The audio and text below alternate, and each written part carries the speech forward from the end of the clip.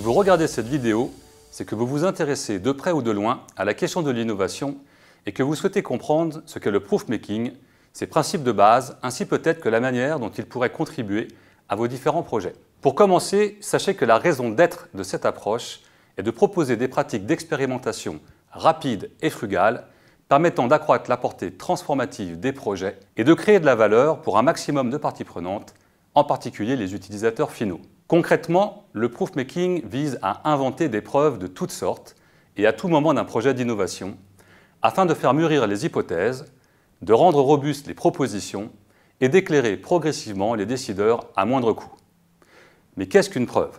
De façon générale, une preuve est un fait ou un raisonnement propre à établir une vérité. En anglais, on distingue les éléments de preuve empiriques, evidence, des preuves obtenues à l'aide d'un raisonnement, proof. En français, les deux termes sont confondus.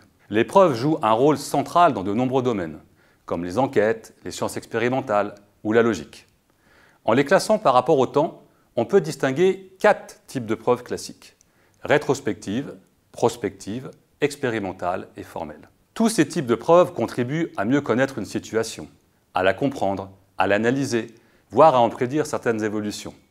Mais au cœur du proof-making se cache un autre type de preuve dont la visée n'est pas seulement de mieux connaître, mais de transformer. Ce 5e type de preuve, la preuve transformative, vise à faire mûrir des concepts innovants en leur faisant subir des situations d'épreuve successives, permettant de réduire l'incertitude initiale et de mieux appréhender l'indétermination associée à tout projet d'innovation. Le temps est ici celui d'une maturation, c'est-à-dire un temps qui fait plutôt qu'un temps qui passe. La démarche est transductive au sens du philosophe Gilbert Simondon, c'est-à-dire que chaque région de structure constituée sert à la région suivante de principe de constitution. Ces preuves reposent généralement sur l'évaluation d'artefacts, allant de maquettes à des storyboards, en passant par une variété de prototypes et de démonstrateurs. Elles sont très probablement les plus importantes dans le monde de l'innovation et des startups. Beaucoup d'entreprises et de décideurs croient encore trop souvent que rendre leur processus d'innovation plus performant consistera à fixer les moyens de les piloter et de les évaluer une bonne fois pour toutes. Mais la genèse d'une innovation ne suit pas une approche aussi rigide.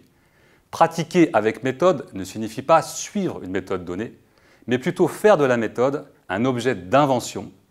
Innover requiert d'accepter qu'on ne connaît pas la voie qui nous apportera une réponse à la question que l'on se pose ou qu'on ne se pose pas encore. Après avoir présenté cette approche de façon plus détaillée, le livre « Adopter l'esprit proof-making » expose 12 cas réels inédits dans différents types d'organisations, Decathlon, la SNCF, Capgemini Engineering, ainsi que 15 fiches pratiques pour la mettre en œuvre.